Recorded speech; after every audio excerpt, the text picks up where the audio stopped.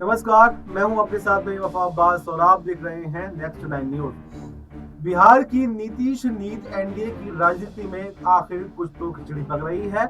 ऐसा इसलिए है कि हाल ही के दिनों में राज्य के नामचीन नेताओं के जिस तरह से बयान आ रहे हैं वो एक दूसरे के साथ में खड़े होते हुए दिखाई नहीं दे रहे हैं। हाँ, एक दूसरे के बयान को सीधा सीधा काटते हुए नजर आ रहे हैं।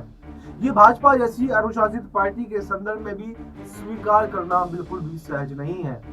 जब कभी भी किसी बयान को लेकर भाजपा का स्टैंड उससे इतर आया है तो भाजपा नेतृत्व उसे उस भाजपा नेता का निजी बयान कहकर अपना पल्ला झाड़ती रही है। मगर हाल ही के दिनों में विरोधाभास भरे भाजपा के कई बयान आए हैं, मगर ना तो किसी के बयान का खंडन आया है और ना ही भाजपा ने उसका निजी बयान कहकर अपना पल्ला झाड़ा है।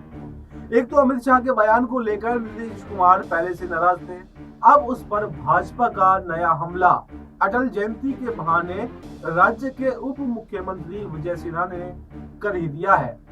भाजपा और जेडीयू की राजनीति बेपटरी होती हुई दिखाई दे रही है। उप मुख्यमंत्री विजय कुमार सिन्हा ने बिहार में बीजेपी की सरकार बनने वाली की इच्छा व्यक्त करते हुए कार्यकर्ताओं से कहा कि जब तक हमारी अपनी सरकार नहीं बनेगी तब तक हमारे मन के अंदर की आग शांत नहीं होगी। इसलिए हमें एकजुट होकर पूरे देश के साथ में इस मिशन को पूरा करने के लिए अपनी ताकत झोंक देनी चाहिए। भाजपा की सरकार होगी तभी मंत्र शांत होगा। साथ ही ये भी कहा है कह डाला कि अटल जी का सपना तभी सच होगा जब बिहार में भारतीय जनता पार्टी की अपनी सरकार बनेगी। बस होना क्या था, एनडीए की राजनीति में भूचाल आ गया। इसे इस तरह समझा जा सकता है कि कुछ ही देर बाद उप मुख्यमंत्री विजय सिन्हा ने अगला विधानसभा चुनाव नीतीश कुमार के नेतृत्व में लड़ने की बात कही। नीतीश कुमार ही एनडीए के नेता हैं। नीतीश कुमार अटल जी के सबसे प्रिय थे और उन्हें बिहार में सुशासन स्थापित करने के लिए भेजा गया था।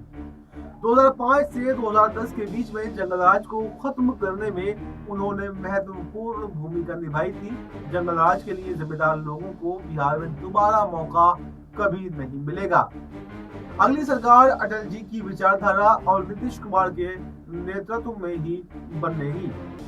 विगत दिनों अमित शाह ने बिहार में मुख्यमंत्री कौन बनेगा का जब सवाल पूछा गया तो जवाब में उनका कोई सीधा हाँ या ना में जवाब नहीं आया था, बल्कि अपने घुमावदार भाषा का प्रयोग करते हुए बहुत ही सलीके से अपना पल्ला छुड़ाते हुए कहा था कि ये तो पार्लियामेंट्री बोर्ड डिसाइड करेगी। इसके साथ साथ ये भी कह दिया था कि भाजपा का अनुशासित सिपाही हूं, अपनी स्ट्रेटेजी को कैसे बाहर प्रकट करूंगा। अमित शाह के बयान के बाद में एनडीए की राजनीति पर धार चढ़ गई। तब डैमेज कंट्रोल करते हुए भाजपा के प्रदेश अध्यक्ष दिलीप जायसवाल ने कहा था कि एनडीए राज्य में 2025 का विधानसभा चुनाव सीएम नीतीश के नेतृत्व में ही लड़ेगी। नेतृत्व को लेकर कोई कंफ्यूजन बिल्कुल भी नहीं है। पहले भी वो हमारे मिशन के चेहरे थे और आज भी वही हमारे मिशन के चेहरे हैं। हमें 2025 में नीतीश कुमार को नेता मानकर एनडीए की जीत के लिए काम करने के निर्देश दिए गए हैं। भाजपा की तरफ से कभी तीखा तो कभी मीठा बयान, कभी तीखा तो कभी मीठा बयान को लेकर राजनीति के गलियारों में चर्चाएं अब तेज हो गई हैं। क्या मानसिक रूप से नीतीश कुमार और ज्यादा सक्रिय राजनीति से अलग थलग करने का कोई मिशन तो नहीं बना रहे हैं? ऐसा इसलिए कि एक तरफ से भाजपा की तरफ से लगातार नीतीश कुमार को नाराज करने के लिए बयान दिए जा रहे हैं, तो दूसरी तरफ भाजपा के केंद्रीय मंत्री तक नीतीश कुमार को भारत रत्न की मांग कर रहे हैं। अब सवाल उठता है कि भाजपा के भीतर दो धारा तो नहीं है। राजनीतिज्ञों का मानना है कि बार बार भाजपा की तरफ से इस तरह का बयान देकर सीएम नीतीश कुमार को राजनीति से एग्जिट करने का रास्ता दिखाया जा रहा है। अगर इसमें सफलता मिल गई तो भाजपा को फायदा ही फायदा होगा और अगर नहीं हुआ तो भाजपा के दो उप मुख्यमंत्री के साथ में एनडीए की राजनीति कर रही है। ऐसे ही आगे चलता रहेगा। इस खबर में फिलहाल इतना ही। देश और दुनिया की तमाम बड़ी खबरों के लिए आप बने रहिए हमारे साथ और देखते रहिए नेक्स्ट 9 न्यूज।